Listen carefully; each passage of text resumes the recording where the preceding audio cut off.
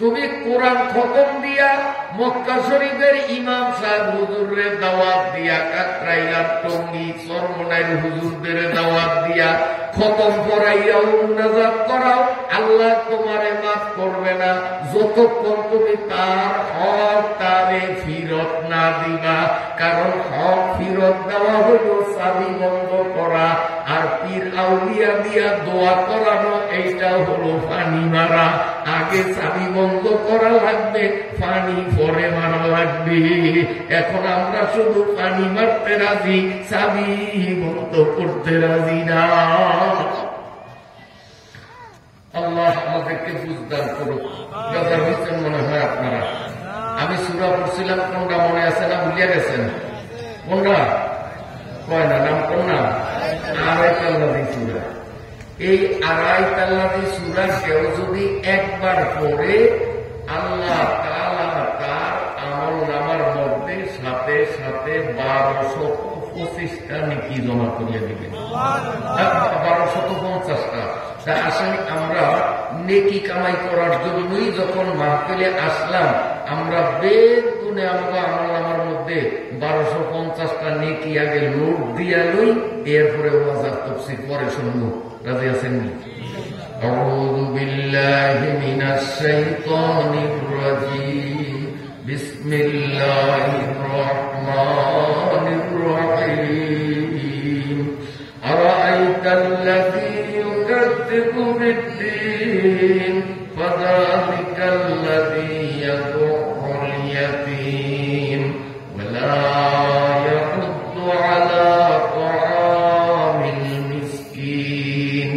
ফাওয়াইলুল লিল মুসাল্লিন আল্লাযীনা হুম আন সালাতিহিম সাহুন আল্লাযীনা হুম يراءون ويمنعون الماعون। সুবহানাল্লাহু মাওলানাল আযীম। এই সূরাটা আমাদের সবার মুখস্থ আছে, ঠিক আছে? এই যে আমরা এখন পড়লাম, এক একটা অক্ষরে অক্ষরে 10টা করিয়া নেকি পাইছি, সেই হিসাবে 1250টা নেকি হইছে। আর আমরা এই সূরাটা যদি নামাজে দাঁড়াইয়া পড়ি, তখন এক এক অক্ষরে অক্ষরে 100টা করিয়া নেকি খাতার মধ্যে জমা হবে।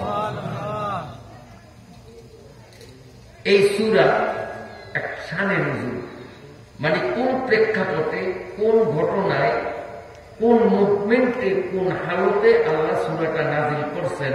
কোরআন শরীফের আয়াত সূরাগুলোর একটা শানে নুজুল থাকে, নাজিল হওয়ার প্রেক্ষাপট বা কারণ থাকে। এইটা নাজিল হওয়ার প্রেক্ষাপট কোন কোন তাফসীর কারকদের মতে আবু জেহেল, আর কারো মতে আস ইবনে ওয়াইল, মক্কার নেতা আবু জেহেলিয়ার দলের। আবু জেহেলিয়া নবীরে যেরকম জ্বালাইছে, এই আস ইবনে ওয়াইল ও আবু জেহেলের তো কোনো অংশে কম ছিল না, আমার নবীরে খুব জ্বালাইছে। এই দুই সূরাকে কেন্দ্র করিয়া এই সূরা আরাআইতাল্লাযী ইউকাযযিবু বিদ্দীন ফাযালিকাল্লাযী ইয়াদউল ইয়াতীম ওয়া লা ইয়াহুদ্দু আলা তাআমিল মিসকিন, এই 3 আয়াত নাযিল হইল পবিত্র ভূমি মক্কা শরীফে। এরপরে 4 আয়াত ফাওয়াইলুল লিল মুসাল্লিন আল্লাযীনা হুম আন সালাতিহিম সাহুন আল্লাযীনা হুম ইউরাউন ওয়া ইয়ামনাউনাল মাউন। লাস্টের 4 আয়াত নাযিল হইছে পবিত্র নগরী মদিনায় আব্দুল্লাহ ইবনে উবাই ইবনে সালুল নামক মুনাফিককে কেন্দ্র করিয়া। তো কি বুঝলাম যে এই সূরা নাযিল হইছে কিছুটা মক্কায়, কিছুটা মদিনায়। প্রথম অংশ মক্কায় আর শেষ অংশ মদিনায়। প্রথম অংশে মক্কার নাযিলকৃত আয়াতগুলোতে কাফেরদের 2টা কুঅভ্যাসের কথা বলা হয়েছে, যে এই 2টা কুঅভ্যাসের কোন একটা কুঅভ্যাস যার মধ্যে থাকবে সেই আবু জেহেল, সেই আস ইবনে ওয়াইল, সেই ফুজুকি। এই 2টা কুঅভ্যাস আস ইবনে ওয়াইলের ছিল। এই দুইটা কুঅভ্যাস আবু জেহেলের ছিল। কিয়ামত পর্যন্ত যেই মানুষের মধ্যে এই দুইটা কুঅভ্যাসের কোনো একটা কুঅভ্যাস থাকে, তাহলে সে যদিও নিজের মুসলমান বলিয়া সমাজে পরিচয় দেয়, কিন্তু আল্লাহর লিস্টিতে সে আবু জেহেল আর আস ইবনে ওয়াইলের কাতারে কাফেরদের লিস্টিভুক্ত হয়ে যাবে। তো আপনারা কে কে রাজি আছেন যে হাসরের মাঠে আবু জেহেলের সাথে আমার নামটা লিস্টি হোক? কে চান? কথা বলেন, কত রাজি আছেন? কবুল করিয়া ভালো। আবু জেহেলের লগে একসাথে হাসরে উঠবেন, উঠিয়া আবু জেহেলের লগে গলাগলি করিয়া এক দুযোগের মধ্যেই যাইবেন। কে কে রাজি আছেন? রাজি নাই? তো রাজি যদি না থাকেন, তাইলে এইখানে আবু জেহেলিয়ার বা আস ইবনে ওয়াইলের যে দুইটা বদ অভ্যাসের কথা বলা হয়েছে, এই বদ অভ্যাস দুইটার কোনো একটা যদি আমার মধ্যে আগের থেকে থাকিয়া থাকে, তো আজকের ওয়াজের পরে এটা দরিয়া রাখবো না ছাড়িয়া দেব? কথা কর, দরিয়া রাখবো না ছাড়িয়া দেব? ছাড়িয়া দেব। মরণ পর্যন্ত এই কুঅভ্যাস দুইটার একটাও যেন আমাকে আজ করতে না পারে। এই দুইটার থেকে আমি আমাকে মরণ পর্যন্ত যদি পবিত্র রাখতে পারি, তো আমার হাসর হবে আলেম উলামাদের সাথে, আলেমদের সাথে গলাগলি করতে করতে জান্নাতে যাবে। তাই দুইটা কুঅভ্যাস জানার দরকার আছে। আর সূরার লাস্টের 6 আয়াতের মধ্যে আব্দুল্লাহ ইবনে উবাই ইবনে সালুল, এইটা হল মুনাফিকদের লিডার। এখানে একটা মজার ব্যাপার, ওই মুনাফিক, মুনাফিকেরা দুজুকি না বেহেশতি? কথা বলে, মুনাফিকেরা বেহেশতি না দুজুকি? আর দুজুকিও মানে নর্মাল দুজুকি না, কাফেরেরা যেই দুজুকে থাকবে, মুনাফিকেরা তার চেয়ে ভয়াবহ দুজুকে থাকবে, কঠিন দুজুকে থাকবে।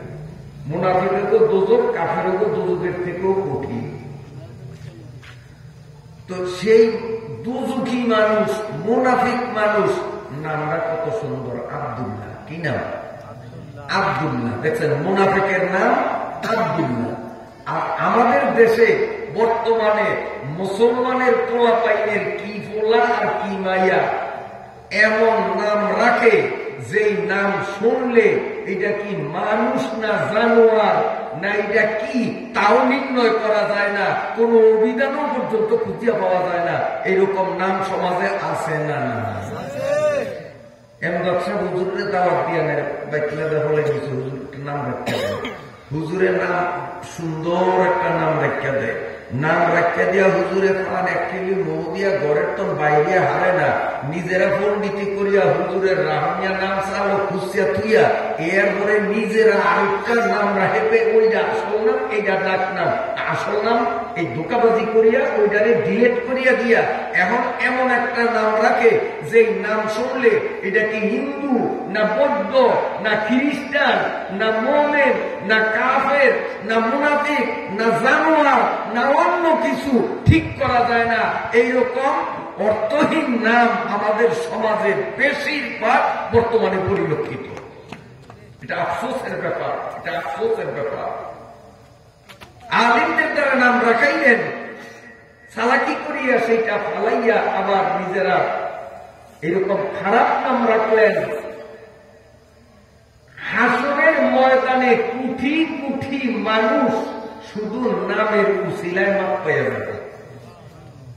যেমন একটা উদাহরণ, এই হযরত মাওলানা এমদাদ সাহেব বুজুর্গ মানুষ, ওনার বাবাও খুব বুজুর্গ মানুষ, ওনার দাদাও খুব বুজুর্গ মানুষ ছিলেন। ওনার দাদাও আমার খুব মহব্বত করতেন, ছোট ছিলাম। ওনার দাদা আমার আব্বার বন্ধু, তাবলিগের সূত্রে। ওনার দাদাও তাবলিগের মুরব্বী, আর আমার বাবা তো তাবলিগের এই গোলা জেলার জন্মদাতা, কারণ তাবলিগ বলাতে শুরু করে আমার আব্বা সর্বপ্রথম। তখন অনেকে কইতো, হাসার মাথা খারাপ হয়েছে, কি শুরু করছে, 3 দিন যাওয়ানোর লিগে মানুষের ধরতো, তখন তো হাতে ধরতো, পায়ে ধরতো 3 দিন যাওয়ানোর জন্য। এখন কি 3 দিনের কোনো তস্কিল হয়?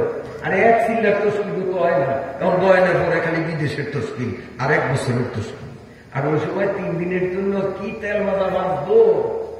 যাই হোক, তো ওনার দাদাও খুব বুজুর্গ মানুষ, আমারে খুব মহব্বত করতেন, সরকলিবা মাদ্রাসায় পড়তাম। আমারে মহব্বত করতেন মানে আমার বাবার দিক দিয়ে যে আমার সাহেবের ছেলে। আর ওনার বাবা তো আমার আলহামদুলিল্লাহ মহব্বতী মানুষ, বন্ধু মানুষ। সেই সুবাদে উনিও আমার খুব কাছের মানুষ, বুজুর্গ মানুষ, সর্বসিধা মানুষ। এখন মনে করেন আল্লাহ তাআলা মেহেরবানিতে হুজুর যদি হাসরের মাঠে পার পাইয়া যায়, এখন জান্নাতের টিকিটটা লইয়া জান্নাতের দিকে টুক টুক টুক টুক করে আটকিয়া যায়।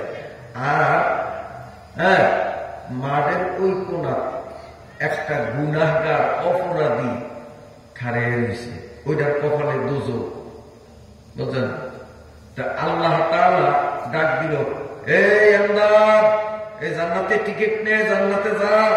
তখন একটু হুজুরের দৌড় দিয়ে আল্লাহ দ্বারা যাইব, টিকিটটা লইতো। আর ওই নাম যে এমদাদ, ওই ও দৌড় দিয়ে আই হুজুরের ভাষে দিয়ে খাড়াইব। খাড়াইলে আল্লাহ তোরে বলেছিনি, আমি বলেছি যে হুজুরের মামা সাহেব বলেছি, তোরে বলেছিনি। আল্লাহ আপনি কি মাওলানা এমদাদ কইছেন? আপনি কইছেন এমদাদ, এমদাদ তো এইটার নামও এমদাদ, আমার নামও তো এমদাদ, আমার নামও এমদাদ। আপনি বলান দিছেন, আমি আইসি। এখন আপনি কি হবে না, যা আপনি করেন। ঠেলে হালিয়ে দিল, আমি আপনার লগে বলে ভারুন না। আর আপনি যদি আমারে ওই এমদাদ কয়ে বলান দিছেন, আর আমিও আইসি, এই এমদাদের উসিলে আমার যদি মাফ করে দেন, এও আপনারা কেউ কিছু কইতে পারবো না, আল্লাহরে কেউ বুড়িয়া গুণ দেখাইতে পারবো না। আল্লাহ কয়, যা, আমার আলেমের নামের লগে তোর নামের যখন মিল পড়ছে, তোর গুনার দিকে আমি চামুই না, তুই এই আলেমের লগে একবারে গলাগলি করিয়া ভাগাভাগি করিয়া দুর্গা একসাথে বেশির দিকে যাইয়া তবু হিসাব হিসাব লাগবে। নামের উসিলারও কুঠি কুঠি মানুষ সেদিন মাপ পাইয়া যাবে। আর সেই ভালো নামগুলাকে ফালাইয়া এখন জানোয়ার নাকি নির্ণয় করা যায় না, এইরকম অশুভ নামগুলি আমরা আমাদের বাচ্চাদের রাখি। আফসোস, কারণ আমার কাছে তো ছোট্ট ছোট্ট বাচ্চাগুলো নিয়ে আসে তকবীরের জন্য, ধার্মিকের জন্য নিয়ে আসে। তখন নাম জিজ্ঞাসা করি, মতবাদ হয়ে যায়, নাম শুনিয়া যায়, এটা কি, এটা কি? হ্যাঁ, এগুলোর থেকে আমাদের ফেরা উচিত কিনা। মুনাফিকের নাম কি নাম? আব্দুল্লাহ। নামটা কত সুন্দর। এই আব্দুল্লাহ ইবনে সলুলের মধ্যে 3টা কুঅভ্যাস ছিল। আল্লাহ তাআলা আলাইহি সূরার শেষ হচ্ছে আব্দুল্লাহ ইবনে সলুলের 3টা কুঅভ্যাস 4টা আয়াতের মাধ্যমে বয়ান করিয়া কিয়ামত পর্যন্ত আগত মুসলমানদেরকে সতর্ক করেন, ওরে মুসলমান, তুমি যদি জান্নাতে যাইতে চাও, মুনাফিকের 3 কুঅভ্যাস তোমার ছাড়া লাগবে, কাফেরদের 2 অভ্যাসও তোমার ছাড়া লাগবে। 3 আর 2 5, এই 5টা কুঅভ্যাস থেকে যদি তুমি নিজেরে পবিত্র বানাইতে পারো, আমি আল্লাহ গ্যারান্টি দিয়া দিলাম, তোমার ঠিকানা হবে জান্নাত, বেহেশত। কে আজারে নাবাসো কে আজারে নামাসো কাছে রামা কাছে কারে নামাসো।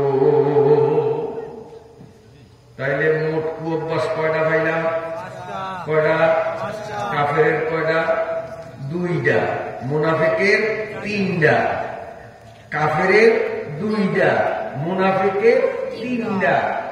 এই 5টা স্বভাব যাদের মধ্যে আছে, আল্লাহ তাআলা বলেন ও হজ করুক, তাহাজ্জুদ করুক, কোটি কোটি টাকা দান দক্ষিণা করুক, তসবিহ সারাদিন টিপুক, যত ইবাদত করুক, আমি আল্লাহ গ্যারান্টি দিলাম, এটা আবু জাহেলের কাতারের, এটা অমুসলিম, এটা মুসলিম না, এটার কপালে জান্নাত নাই।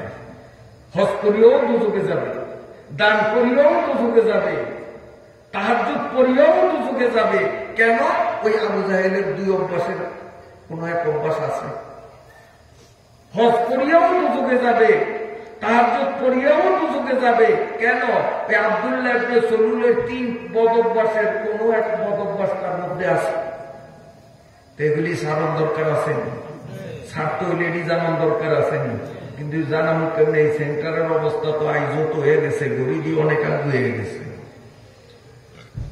মাহফিলও প্রথম দিন গড়িও অনেক দূর গেছে, সুরা আয়োজন নয় শেষ করানো সম্ভব হইব না, তবে একটা হাতকি দিন না, এই ছোট্ট করে এককাল একটা টান দিয়া শেষ করিয়া লাগবে, যদি আপনারা অনুমতি দেন। শেষ করব ইনশাআল্লাহ। শেষ করতে দেখবেন যে ওই 10 ঘন্টা জিনিস 10 সেকেন্ডও আমরা পারি, কারণ আমরা হলো কথার ব্যাগ। আমার তো জায়গা নাই, জমিন নাই, ব্যবসা নাই, বাণিজ্য নাই, কিচ্ছু নাই, এই শুধু চাপা ডালে লাগিয়ে আছে, এই কোন রকমে দুগা বাতাল খাই, কথার ব্যাপারই আমরা। কাজী যেই কথা আমরা 10 ঘন্টা লাগে কইতে, 10 সেকেন্ডের মধ্যে কিন্তু আমরা সারিয়ে দিতে পারি না, পারি না, তো এককালে দেহে দিই পারি না, না পারি সংক্ষেপে। এই হুজুর আজ যে ইউসুফ নবীর কিসেটা হলো আমরা, এখন যদি আপনারা কেউ কম, আমি করলাম আড়াই কাল্লাজি ধরছি, এই যে শেষ কেমনে করুন কইতারি না, আবার ইউসুফ নবীর কিসা হন। আব্বাসী হুজুরের বাংলা স্কুল মাঠে আমিও এই ওয়াজে আসছিলাম, 7 দিন ওয়াজ করছে ইউসুফ, সূরা ইউসুফ, এই ইউসুফ নবীর কিসা শেষ করতে পারি 7 দিনে। আমি আসলাম 7 দিন, হতে গেছি, আমরা ছাত্র আসলাম তখন, আব্বাসীর যৌবনকাল, আমরা ছিলাম ছাত্র, ওয়াজ হতে গেছি 7 দিনে পারে নাই। আব্বাসী 7 দিনে শেষ করতে পারে না, আমার দেখবেন 7 সেকেন্ড লাগবো না, আমি শেষ করিয়া দিই, কারণ আগেই কইছি আমরা কথার ব্যাপারী। এক বাপের 1 ফুট, বাপের নাম একুব, পুতের নাম ইউসুফ, ফোলাগা আজা গেছে, অনেক দিন পরে ফোলাগা পাইছে, বাইরে ভূতে একসাথে হয়েছে। কিসা শেষ হয়েছে না? এই জুনবীর কিসা শেষ হয়েছে না? কত মনে হচ্ছে আব্বাসী 7 দিনে পারে না, আমার 7 সেকেন্ড লাগে না, কিসা বেতন হয়ে গেছে। আল্লাহ আল্লাহ, আসলে কত কমুন না, শেষ করুন, কষ্ট হয়, আমরা কষ্ট হয়, কষ্ট হয়। শোনেন, বদভ্যাসগুলি কি? আল্লাহ নবীকে প্রশ্নের ভঙ্গিতে জিজ্ঞাসা করেন। এই প্রশ্নটা করলেন কেন? তাফসীরের কিতাবের মধ্যে লিখে, আস ইবনে ওয়াইল আর আবু জেহেল আরবের বড় নেতা, এই নেতা দুইটার অভ্যাস আছে, কোন মানুষ যখন নৌকা বিছানায় করত, মানুষটা নৌকো অসুখ হয়ে গেছে, রক্ষণ ভালো না, আর এই মানুষটার কোন সাবালেক ওয়ারিশও নাই, আছে নাবালেক ওয়ারিশ, সম্পদ আছে, জায়গা জমি, মিল্ক কারখানা, ব্যবসা বাণিজ্য, অনেক কিছু আছে, সম্পদ অনেক, ওয়ারিশ আছে, নাবালেক পোলাপাই। তখন এই নেতা দুইটা, এই চোরা দুইটায় ওই অসুস্থ মানুষটার কাছে যাই, ওই তো এ বেটা তোর লক্ষণ বেশি ভালো না, তুই মরিয়া গেলে এই কুত্তা ভাত তেলে খাইব, তোর এই সম্পদ, এই পোলা পানিগুলি শেষ পর্যন্ত পথের ফকির হইব, তার চেয়ে ভালো একটা কাম কর, দেশের মানুষ বেগুন গোলাইয়া একসাথ করিয়া মানুষের সামনে ঘোষণা দে, আমি যদি মরিয়া যাই তো আমার সমস্ত সম্পদ এই নেতা আওতায় থাকবে, এবং আমার এতিম বাচ্চাগুলোর লালন পালন, দেখাশোনা, ভরণ পোষণ সব নেতার দায়িত্বে থাকবে, সবার সামনে তোর সম্পদ এবং সন্তান আমার দায়িত্বে দিয়ে দেয়। নেতায় যদি এরকম কথা কারণে বলে, তখন মনটা বড় হয় না? বড় হয় না? একেবারে খুশি মনে দেশের মানুষ ডাক্কা এরকম ঘোষণা দিছে, দেওয়ার পরে বেটায় গেছে মরিয়া। মরিয়া যাওয়ার পরেই এই চোরা দুইটায় সম্পদ জমিনে যা আছে সব কাম বানাইছে, সব কাম বানাইছে, দখল করছে। দখল করিয়া এই 3 বাচ্চা করে গাছ ধরিয়া করতে নামিয়ে দিছে। এরা এখন করিয়া এমনি সেমনি আল্লাহ মানুষের পাইলে খায়, না পাইলে না খায়, খুব কষ্টে রাইতুলে গাছতলে ঘুমায়। এইভাবে কষ্ট করতে করতে করতে করতে মোটামুটি একটু বুঝ হয়েছে, বড় হয়েছে। অনেক পরে এক পোলা ওই নেতার বাড়িতে যাইয়া নেতারে কয়, নেতা এদিক চা, গাড়ি যাওয়ার জায়গা আছে, নেতা এখন তো আমরা একটু বড় হয়েছি, হিসাব কিতাব বুঝি, আমার বাবার রেখে যাওয়ার সম্পদগুলি আমাদের বুঝাইয়া দেন। দয়া করিয়া আমরা এখন ছোট না, এখন বড় হয়েছি, চোখ বড় করে আবার কি কি সম্পদ, খুব উচ্চ বাচ্য করা ভাষায় গালি গুলাজ করিয়া ঘাড় ধাক্কা দিয়া পিঠের উপর ঘুষি একটা মারিয়া ধাক্কাইতে ধাক্কাইতে পারি তোর বের করে দেবে। কি সম্পদ, কি সম্পদ, সব আমার। কিসের তোর বাবা কি দিয়ে গেছে, তোর বাবার কি আছে, সব আমার। তখন করে দিয়েছে, এতিম করে ধাক্কা দিয়ে বাইর করিয়া দিছে। তখন ওই আবু জেহেল আবার কিছু সেলা সামান্য, কারণ ওরা তো নেতা, নেতাগুলোকে আবার জোকার খায় না, ফাতি নেতা, এই কথা কয় না, ফাতি নেতা খায় না। এই ফাতি নেতা যেটি এই দিনের স্বভাবও কিন্তু ভালো না, কারণ বড় নেতা যদি হয় চোর, তো ফাতি নেতা যেটি এডি হয় বাটপা। নাম জগতা করি এত হাতে নাতেই তো আমরা 5 তারিখের পর হইতে দেখছি জাগো প্রতাপে এই দেশের মাটি কাঁপতো, এখন হাতের মধ্যে হ্যান্ডকাপ, এবং কোন দেশ কোন জায়গায় কত চুরি করিয়া জমা করছে সব দিনে দিনে বাইরে আছে। কারণ নেতা যেই রকম, ওই নেতার লগে যেডি হেডি হেডি হয়, ভালোর লগে ভালো, খারাপের লগে খারাপ। নেতা ভালো হইলে নেতার চেলা সামান্য ভালো হয়, নেতা যদি চোর হয় তো নেতার চেলা সামান্য তাহাজ্জুদ গুজার হয়, সেটিও চোর। তো ওই চোরাডিনে এখন একটু রাসূলুল্লাহ সাল্লাল্লাহু আলাইহি সাল্লামকে কষ্ট দেওয়ার জন্য টিপ্পনি মারিয়া ওই এতিম পোলাডারে কাইতে, এই শোন, মোহাম্মদ বলে নবী, সে বলে উদার, সে বলে মানবতার ফেরিয়ালা, মোহাম্মদের কাছে যা, যাইয়া কর যে আবু জেহেল আর আস ইবনে ওয়াইল থেকে আমার বাবার রেখে যাওয়া সম্পদ উদ্ধার করিয়া দেন। তো উনি তো খুব মানবতাওয়ালা মানুষ, নরম দিলওয়ালা মানুষ, এই আবু জেহেলের থেকে উদ্ধার করিয়া দিব।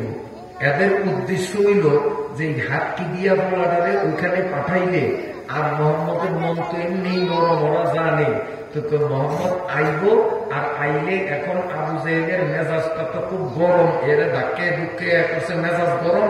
এই অবস্থায় মোহাম্মদের আমাকে সামনে একটু দোলাই দিব, আর আমাকে তো ছুট লাগবো, মজা মজা লাগবে।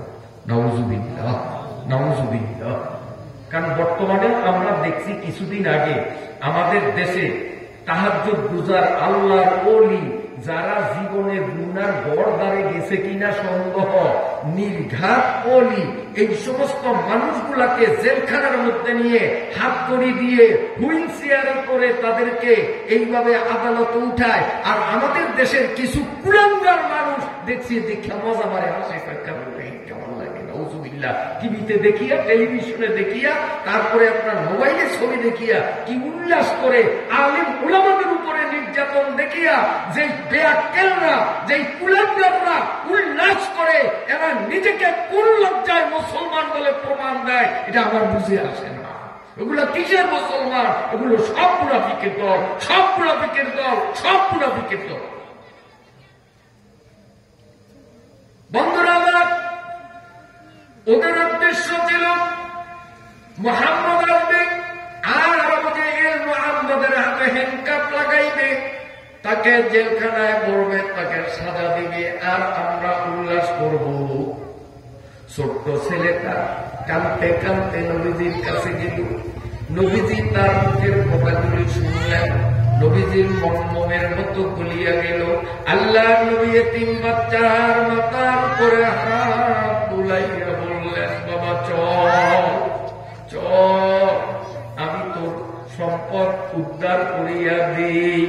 এইবার আল্লাহ রাসূল ওই বাচ্চাটাকে নিয়ে আবু জেহেলের বাড়ির দিকে আসতেছে, আর পাতি নেতারা একটায় আরেকটারে টিপ দেয়, চোখ টিপ দেয়, খেলা জমবে, খেলা জমবে, এখনই মুহাম্মদ গ্রেফতার হবে। নাউজুবিল্লাহ, নাউজুবিল্লাহ, নাউজুবিল্লাহ। আবু জেহেল নবীর সাথে যেমন কুআচরণ করেছে, বর্তমানে নবীর ওয়ারিস আলিমদের সাথে যারা কুআচরণ করে, স্বভাবগতভাবে এগুলো সব আবু জেহেলের প্রেতাত্মা, এরা সঠিক মুসলমান হইতে পারবে না। সোজা কথা। কারণ আল উলামা ওয়ারাসাতুল আম্বিয়া, আলিমরা আল্লাহর নবীর ওয়ারিস। রাগ করেননি আপনারা? রাগ করেননি আপনারা? আল্লাহর নবীর ওয়ারিস, এটা আল্লাহর নবী নিজে বলছেন, সহিহ হাদিস। এখন সবাই খুশি, এখন মুহাম্মদের উপমান হবে। আসছে হুজুরে আবু জেহেলের সামনে দাঁড়াইয়া আখিরাতের ওয়াজ শুরু করছে। এই আবু জেহেল চাচা, এতিম বাচ্চা, বাপ নাই, এতদিন খাইছেন তো খাইছেন, আমি উপদেশ দিই আপনারে তাড়াতাড়ি ওর মাল হিসাব করিয়া করায় গন্ডায় সব ফেরত দিয়া দেন, নাইলে কিন্তু আসরের ময়দানে এ সাজা আছে, দুজুগে জ্বলা লাগবে, পরকালের ভয় দেখায়। তো ওরা তো পরকালের বিশ্বাসই করে না। আবু জেহেল পরকালের বিশ্বাস করেনি, বিশ্বাস করেনি। তা আবু জেহেল বুড়ি আঙ্গুল দেখায়, এইটা না এইটা, আমি তো পরকালেই বিশ্বাস করি না, তা আমার কি পরকালে আমার তো আল্লাহ হিসাব নিব, আমি পরকালে আমার আযাব ভোগ করতে হইব, হেঁটে দিতে রাজি না, দিব না। যখনই রাজি হয় না, নবী আলাইহিস সালাম চোখ গরম করলেন। নবী আলাইহিস সালাম চোখ গরম করলেন। কারে কারে? কথা বলেন, চিনেন না আবু জেহেল? চিনেন না? হ্যাঁ, এই আবু জেহেলিয়া সূরায় বদরে মারা গেছে, এটা অন্য ইতিহাস। বদরে যখন যুদ্ধ লাগবে, যুদ্ধ লাগার আগে আবু জেহেলের দলের যেদি এদিনে কয়, নেতা একটা কথা জানতাম চাই, আজকে যে বদরে যুদ্ধটা করবো, এই যুদ্ধটা কার বিরুদ্ধে করবো, কার বিরুদ্ধে, কিসের ইস্যুতে? তা আবু জেহেল কয়, তোরা তো সব আমার দলের লোক, এখানে ভিন্ন দলের কেউ নাই, হাসা কথা কম যায়, আমরা যার বিরুদ্ধে আজকে যুদ্ধটা করব, যে মোহাম্মদের বিরুদ্ধে, মোহাম্মদ যে নবী, এর মধ্যে তিল পরিমাণ সন্দেহ নাই। কে কয়? আবু জেহেল কয়, মোহাম্মদ যে নবী, এতে তিল পরিমাণ সন্দেহ নাই। কেমনে বুঝলেন? কেমনে বুঝলাম মানে, তবু মাথায় আক্কেল নাই। জন্মের পর হইতে মোহাম্মদের জীবনে দুনিয়ার কোন মানুষ কোনদিন মিছা কথা কইতে দেখছে, এমন কথা কইতে পারবি? কয় না, মোহাম্মদ তো কোনদিন মিছা কথা কয় না। কইছে নি নবী জীবনে মিছা কথা কয় না? কথা, যেই মানুষটা জন্মের পর হইতে জীবনে কোনদিন মিছা কথা কয় নাই, এই মানুষটাই আজকে যদি কয় আমি নবী, আল্লাহ আমারে নবী বানাইছে, তাহলে এই কথাটা মিছা কেমনে হইব? কারণ এত মিছা কথা করার অভ্যাস নাই, এত জীবনে যা কইছে সব সত্য কইছে, কাজে এইটাও সত্য। কত নেতা টয়লেটের বিরুদ্ধে যুদ্ধ করতাম, কা এটা যখন সত্য, তাহলে আমরা মানিয়া নিত, মানিয়া হিতের কাছে আমরা মুড়ি দিয়ে যাই, মুসলমান হয়ে যাই। যুক্তি ঠিক আছে না? তখন আবু জেহেল চোখ গরম করে, মোহাম্মদ যে আসলে সত্য, সে যে নবী, তার যে দোষ নাই, তার বিরুদ্ধে যুদ্ধ করাটা অপরাধ, এটা বুঝি, তারপরেও যুদ্ধ করতেই হবে। কারণ যুদ্ধের মাধ্যমে মোহাম্মদের যদি, তার বাহিনীকে যদি পরাস্ত না করি, নইলে তো আমাদের ক্ষমতা থাকবো না, রাষ্ট্র তো আমাদের হাতছাড়া হয়ে যাবে। সত্য বুঝিয়েও, মুহাম্মদুর রাসূলুল্লাহকে সত্য বুঝিয়েও আবু জেহেল নিজের ক্ষমতা ধরে রাখার জন্য মুহাম্মদুর রাসূলুল্লাহর বিরুদ্ধে ষড়যন্ত্র করেছে। আমাদের স্বাধীন সার্বভৌম রাষ্ট্র বাংলাদেশও আলেম উলামাদের বিষয় নিয়ে যদি প্রশ্ন করা হয়, এদেশের শতকরা 100 জন মানুষ জবাব দেবে, হুজুররা আসলে 2 নম্বর না, হুজুররা সন্ত্রাসী না, হুজুররা বোমাবাজি করে না। কোন তো এমদাদ হুজুর বোমা মারছে, এমন কোন প্রমাণ আছে? কথা কন, আরে কথা কন।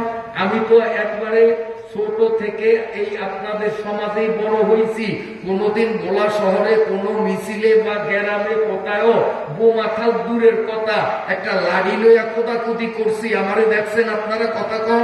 জীবনে কোন আলেমেরে দেখছেন যে আলেমেরা এইভাবে বোমাবাজি করে? অথচ আলেমদেরকে বোমাবাজ বলে, আলেমদেরকে সাম্প্রদায়িক উস্কানিদাতা বলে, আলেমদেরকে এইভাবে জঙ্গিবাদ বলে। এই শব্দগুলি বলছে কি বলে না? এই বলছে কি বলে না? কারা বলে? যারা যারা বলে তারাও জানে যে আলেমরা আসলে জঙ্গিবাজ না, আলেমরা বোমাবাজ না, আলেমরা বোমা কি জিনিস হাতে ধরার মতো সুযোগও জীবনে পায় নাই।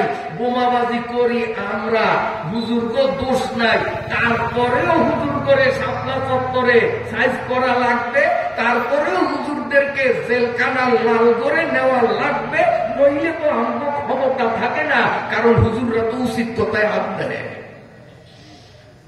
ঠিক না ভাই? ঠিক। হ্যাঁ, তাইলে এগুলো আবু জেহেলিয়া ফেরে তত্তা না, এটি আবু জেহেলিয়া ফেরে তত্তা না। আবু জেহেলিয়া নবীকে সত্য জানিয়াও নবীর বিরুদ্ধে লাগছে কেন? তার ক্ষমতা রাখার জন্য। কিন্তু শেষ পর্যন্ত ক্ষমতা রাখতে পারছে? যেরকম ক্ষমতা রাখতে পারছে? পারে নাই। আমাদের দেশেও যারা নায়েবে রাসূল আলেম উলামাদের সাথে গুস্তাখি করেছে, এদেশের স্বাধীন চেতা জনগণ, রাসূলের প্রেমিক পাগল উম্মতরা 5 তারিখে প্রমাণ করে তাদের নাম নিশানাকেও আমাদের দেশ থেকে চিরদিনের জন্য মুছে ফেলে দিয়েছে। কথা ঠিক না ব্যাঠি? ক্ষমতা রাখতে চাইছে কিন্তু পারে না। আমার বাইরে বাবাজিরা, আল্লাহ রাব্বুল আলামিন রাসূলুল্লাহ সাল্লাল্লাহু আলাইহি ওয়াসাল্লামের কাছে এই সূরাটা যখন নাযিল করবেন, আল্লাহর নবী পরকালের ভয় দেখায়, কিন্তু আবু জেহেল মানে না, আঙ্গুল দেখায়। এরপরে হুজুর চোখ রাঙা দিলেন, কে বেটা? সোজা আঙ্গুলে ঘি ওঠে না, চাচারে কয়, এ চাচা দিবেন কিনা বলেন, নইলে কিন্তু খবর আছে। সুবহানাল্লাহ, সুবহানাল্লাহ, সুবহানাল্লাহ। কে কারে কয়? রাষ্ট্র ক্ষমতা যার হাতে তারে কয় মুহাম্মদুর রাসূলুল্লাহ, যার পায়ের তলে মাটি নাই। কেন? কেন? যে ওর ক্ষমতা আছে হয়তো আমেরিকার সাথে, অথবা চীনের সাথে, অথবা জাপানের সাথে, অথবা ভারতের সাথে, অথবা রাশিয়ার সাথে সম্পর্ক থাকার কারণে আমাদের দেশে যেমন কেউ মাতাপুরি দেখায়, আলেম উলামা এবং নবীর রাসূলগণেরও আরেকজন ক্ষমতাধরের সাথে সম্পর্ক আছে। এই জন্য তার সাথে সম্পর্ক থাকার কারণে নবীর রাসূল আলেম উলামা বাতিলের সামনে কখনো মাথা নত করে না, মাথা উঁচু করে হক কথা বলে। আলেম উলামাদের সম্পর্ক চীনের সাথে না, আলেমদের সম্পর্ক আমেরিকার সাথে না, আলেমদের সম্পর্ক ভারত রাশিয়ার সাথে না, আলেমদের সম্পর্ক হলো আরশে আযীমের সাথে, আলেমদের সম্পর্ক হলো আল্লাহর সাথে। এই জন্য আলেমরা জেল, জরিমানা, রিমা সবকিছু বরণ করা সত্ত্বেও আল্লাহর সাথে সম্পর্ক থাকার কারণে হক কথার থেকে 3 পরিমাণ বিচ্যুত হননি। কথা ঠিক না বেঠি? আমার ভাইরা বাবাজিরা, আল্লাহর পয়গম্বর সাল্লাল্লাহু আলাইহি ওয়াসাল্লামের সম্পর্ক আরশের মালিকের সাথে যেহেতু আছে, এই জন্য আল্লাহর নবী গরম হয়ে ধমক দিলেন, চাচা সম্পদ বুঝাইয়া দিবেন কি দিবেন না বলেন, নইলে খবর আছে। বাতিজা, বাতিজা সেতিস না, এই নে এখন হিসাব করিয়া দেয়, অমুক জায়গায় বাগান, অমুক জায়গায় খেত, অমুক জায়গায় অমুক জায়গায় ওই হিসাব করিয়া সব বুঝ দিয়া দেয়। এখন পাতি নেতারা কয়, কিও নেতা আপনি মোহাম্মদের কাছে এত বুটিয়া গেলেন, ছোট্ট হইয়া গেলেন, যার পার তলে মাটি নাই, ওর কোন সেনাবাহিনী নাই, ওর কোন অস্ত্র নাই, যেমন যেমন ইয়ার তুলনায়, নেতানিয়াহুর তুলনায়, আমেরিকার তুলনায় হামাস কোন হিসাবে আইয়ে, ওদের তুলনায় হুতি কোন গণায় পড়ে, ওদের তুলনায় হিজবুল্লাহ কোন কি আপনার হিসাবের কাতারে আসে। কিন্তু তারপরও খেলাটা কেমন চলতেছে? তার কারণ এরা সংখ্যায় কম, এদের অস্ত্র কম, কিন্তু এদের সম্পর্ক আরশে আযীমের সাথে থাকার কারণে 1 বছর পার হয়ে গেল, এখনো হামাসের চুল পর্যন্ত তারা ছিঁড়তে পারে নাই। শুধুমাত্র নিরীহ নিরপরাধ নারী, শিশু আর বৃদ্ধ বেসামরিক মানুষ মারা ছাড়া এখন পর্যন্ত হামাসের একটা চুল ছিঁড়াও ওদের জন্য সম্ভব হয় না। ঠিক না ভাই? ঠিক, ঠিক না ভাই? ঠিক। আমার ভাইরা বাবাজিরা, কষ্ট হয় আপনাদের? আল্লাহর রাসূল যখন ধমক দিলেন, আবু জেহেল নরম হইয়া সব বুঝাইয়া দিয়া দিল। পাতি নেতারা কয়, নেতা কি করলেন? মুহাম্মদের ডরে সব বুঝাইয়া দিলেন। ভাবছিলাম মুহাম্মদ রে গ্রেফতার করবেন, তারে রিমান্ডে নিবেন, এখন উল্টো দিয়ে আপনি আসামির কাতারে দাঁড়াইলেন, বিষয়টা বুঝলাম না। আবু জেহেল বলে, ওরে তোরা কারে কি করস? আমি কি দেওয়ার মতো মানুষ? আমি কি ফিরত দিতাম? কিন্তু অবস্থা করে বাধ্য করছে। আমি তাকাইয়া দেখি মুহাম্মদ একানা, মুহাম্মদের ডান পাশে একজন অপরিচিত বীর পুরুষ, মুহাম্মদের বাম পাশে অপরিচিত একজন বীর পুরুষ, যাদেরকে জীবনে কোনোদিন দেখিনি, এবং তাদের চেহারা অত্যন্ত ভয়ালু চেহারা, এবং প্রত্যেকের হাতে এমন বিষাক্ত অস্ত্র, ওই অস্ত্র দিয়ে আমাকে আঘাত করতে দেরি, মরতে দেরি হবে না। আল্লাহ রাব্বুল আলামিনের পক্ষ থেকে আসমান থেকে নবীজির দুই পাশে দুইজন আসমানী ফেরেশতা নাযিল করেছে। এই ফেরেশতাদের অস্ত্র আবু জেহেল দেখিয়া ভয়তে সব বুঝাইয়া দিয়া দিল। আল্লাহ রাব্বুল আলামিন সঙ্গে সঙ্গে জিবরাইল আলাইহিস সালাতু ওয়াস সালামকে বলেন, আমার নবীকে একটু শান্ত করার জন্য, আমার নবীর মনে প্রশান্তি দেওয়ার জন্য আমার কোরআনের সূরা আরাআইতাল্লাযী ইয়াযান নবীর অন্তর শীতল হয়ে যাবে। জিবরাইল আমিন আসিয়া আল্লাহর নবীর সামনে আরাআইতাল্লাযী সূরার 3টা আয়াত উপহার দিয়া দিলেন। বলুন বিসমিল্লাহির রাহমানির রাহিম। আরাআইতাল্লাযী ইউকাযযিবু বিদ্দীন ফাযালিকাল্লাযী ইয়াদউল ইয়াতীম। বাস। ওয়ালা ইয়াহুদ্দু আলা তাআমিল মিসকিন। 3টা আয়াত, বুঝ 2টা। 3 আয়াতের প্রথম আয়াত, আর আইতা ও নবী, আপনি দেখছেন, আপনি দেখছেন আল্লাযী, এমন মানুষ, এমন মানুষ, ইউকাযযিবু বিদ্দীন, যে পরকালকে অস্বীকার করে, অর্থাৎ বেঈমান, ঈমানদারের কাতারে নাই, এরকম মানুষ আপনি দেখছেন? নবী উত্তরটা কি দিন? উত্তরটা কি দিন? দিয়া ঠগি না জিতি? নবী আল্লাহর সাথে সাথে জিবরাইলের মাধ্যমে নবীরে কয়, নবী আপনি চিন্তা করিয়েন না, উত্তর আপনার দেওয়া লাগবে না, আমি উত্তরটা দিয়া দিতে আছি। ফাযালিকাল্লাযী ইয়াদউল ইয়াতীম ওয়ালা ইয়াহুদ্দু আলা তাআমিল মিসকিন। কিয়ামতের অস্বীকারী ব্যক্তির 2টা গুণ, এই 2টা গুণ যার মধ্যে দেখবেন, আপনি মনে করবেন এর মাথায় বড় পাগড়ি থাকলেও এইটা বেঈমান, এইটা 50,000 বার হজ করলেও এইটা বেঈমান, এইটা প্রতি রাত্রে তাহাজ্জুদ করলো এইটা বেঈমান। যার মধ্যে 2টা দোষ আছে। 1 নম্বর দোষ হলো এতিমকে ধাক্কা দেওয়া, এতিমের সাথে খারাপ ব্যবহার করা, এতিমের সম্পদ লুণ্ঠন করা। 2 নম্বর হলো নিজে তো দান করে না, অন্যদের দান করা কেউ সহ্য করে না। নিজে দান করে না, আরেকজনের দান করুক, এটাও সহ্য হয় না। সমাজে এমন লোক আছে না? এখন এতিম 1 নম্বর হলো এতিমের ঠগায়, এতিমের সাথে খারাপ ব্যবহার করে। এতিমের অর্থ কি? এইটা করেই শেষ করবো, সূরায় শেষ করা যাবে না, কারণ 10:30 সাড়ে গেছে, মাহফিল হলো প্রথম দিন। এতিমের অর্থ 2টা, কোনই এতিমের অর্থ কয়টা? 2টা। এতিমের 1 অর্থ আপনারা জানেন, আর এতিমের আর 2টা অর্থ হুজুররা জানে, আপনারা জানেন না। আপনারা খালি উক্তা জানেন। কারণ যদি আপনারাও দুমুদা জানতেন তো হুজুরও দুমুদা জানতো, তো কাই বেআনি হুজুরের আঙ্গুলি গেদাই গেদাইতেন যে আমরা কেমন বেতন কম দিই, আপনারা দূর জানেন আমরা হেতু জানি, এই জন্য আমার মানিক মান আল্লাহ রাখছে, আমি কি বলবো। এতিমে কয় অর্থ? 2 অর্থ। আপনারা জানেন যে অর্থটা হেডি আগে কি, সেইটা হইল ছোট্ট নাবালেক শিশু, তার বাপ মারা গেছে, মা না, কে মারা গেছে?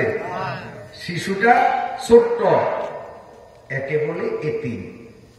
আপনারা এই অর্থটা জানেন না? ছোট পোলাপাইন তুইয়া বাপ পড়িয়া গেলে এই ছোট পোলাপাইনরে কি বলে? এতিম। আল্লাহ নবী বলেন, কারো যদি মন শক্ত হয়, ইবাদত করতে ভালো লাগে না, দান খয়রাত করতে মন চায় না, নামাজ রোজা করতে মন চায় না, দিল পাশা, নবী বলেন এতিমের কাছে যাইয়া এতিম বাচ্চার মাথার উপরে তুমি এইভাবে হাত বুলাইয়া দাও, আল্লাহ এতিমের উসিলায় তোমার অন্তর নরম বানাইয়া দিবি। আল্লাহ নবী বলেন, আনা ওয়া কাফকা আনা ওয়া কাফিলুল ইয়াতীম কাহাতাইনি ফিল জান্নাহ আও কামা ক্বালা আলাইহিস সালাম। আল্লাহ পাকের নবী বলেন, আমি এবং এতিমের যত্নকারী এই 2 জন জান্নাতের মধ্যে কাহাতাইন, এই 2 আঙ্গুলের মতো, 2 আঙ্গুল যেমন পাশাপাশি, আমি নবী আর এতিমের যে লালন পালন করে সে, আমরা 2 জন জান্নাতে এইভাবে একত্রে থাকব। এতিমের যত্ন যে করে সে জান্নাতে আমার সঙ্গী। এতিমের এক অর্থ হলো নাবালিক অবস্থায় বাপ মারা যাওয়া, এতিমের আরেক অর্থ হলো ঊর্ধ্বতন ব্যক্তির তুলনায় নিম্ন স্তরের ব্যক্তিরা। যেমন উদাহরণ দিয়া বলি, আমাদের সমাজে এই ধরেন আমাদের এই নবীপুরের মধ্যে সব মানুষের জ্ঞান মেধা কি এক? সবাই কি সালিশি করতে পারে? সালিশিতে রায় দিতে পারে, কথা দিতে পারে? কাগজপত্র বোঝে, জায়গা জমিনে সবাই বোঝে না। আল্লাহ কেউ মেধা দিছে, কেউ দেয়নি। এখন যারা সমাজের প্রভাবশালী, বংশগতভাবে প্রভাব হোক, শিক্ষাগতভাবে হোক, অথবা রাজনৈতিক দল ক্ষমতায় আছে সেইভাবে হোক, যে কোনো ভাবে সমাজের মধ্যে তার একটা কি আছে? প্রভাব আছে। এই লোকটার সামনে ওই এলাকার পাবলিক গুলো ঠেকা, কারণ ঝগড়া হইলে সালিশের জন্য এদের কাছে যাওয়া লাগবে, মামলা হইলে উকিল ধরতে হইলে এদের সাহায্য নেওয়া লাগবে। কাজেই এলাকার অসহায় মানুষগুলো তার কাছে এতিম। এতিমের অর্থ হল অসহায় মানুষ। কথা বুঝতে পারি? চেয়ারম্যানের কাছে ইউনিয়নের জনগণ এতিম, মেম্বারের কাছে ওয়ার্ডের জনগণ এতিম।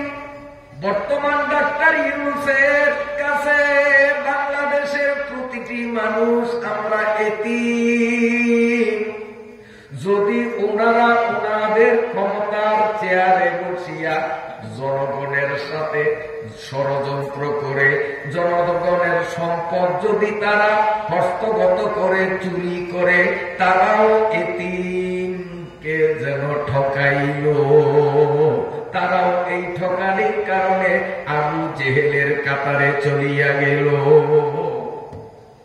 গ্রামের সালিশদার, মোড়ল, নেতা, এই নেতায় বিচার করতে গিয়া স্বজন প্রীতির কারণে অন্যায়কারীকে দোষী সাব্যস্ত করিয়া দিল, আর দোষী ব্যক্তিকে বাঁচাইয়া দিল, কিংবা 500 টাকা ঘুষ খাইয়া যে দোষ করল না বিচারে তারে ঠগাইয়া দিল, ও ঘুষ দিতে পারল না, দোষ নাই, তারপরেও তার জন্য 10 বেত রায় করিয়া দিল।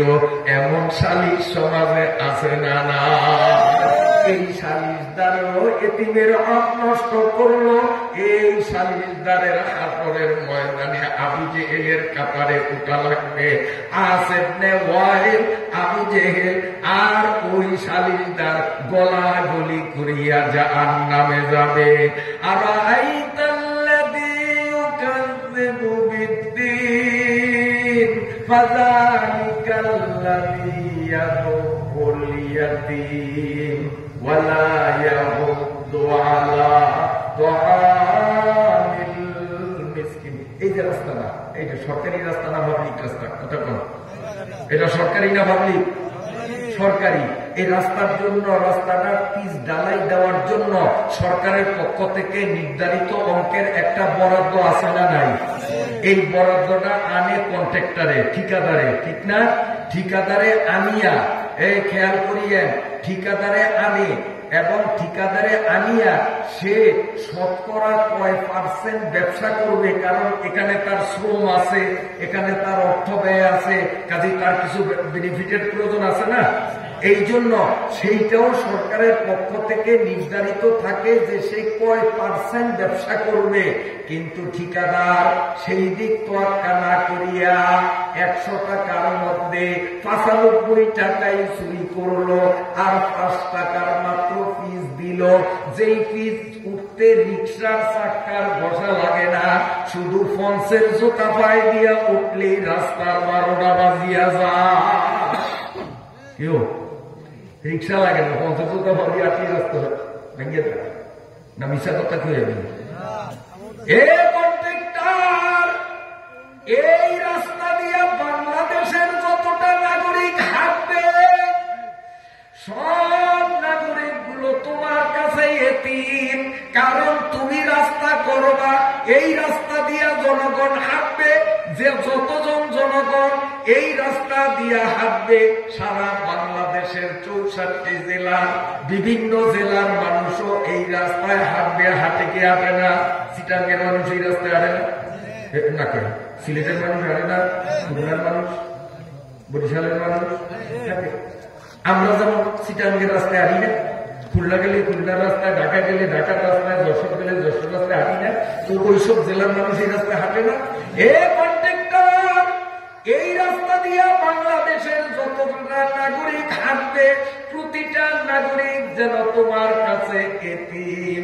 তুমি যে 100 টাকার 95% চুরি করিয়া মাত্র 5 টাকার পিজের একটা কালার দিয়া রাস্তা বানাইয়া গেলা, এই বাংলাদেশের প্রতিটা জনগণ এতিমরে তুমি ঠগাইয়া, তুমি এতিমের হক মারিয়া আসেব নে ওয়াইল আর আবু জেহেলের কাতারে হইয়া তোমার মত কন্ট্রাক্টর জাহান্নামে যাওয়া ছাড়া ভিন্ন কিছু নাই। সবাই বলি নাউযুবিল্লাহ।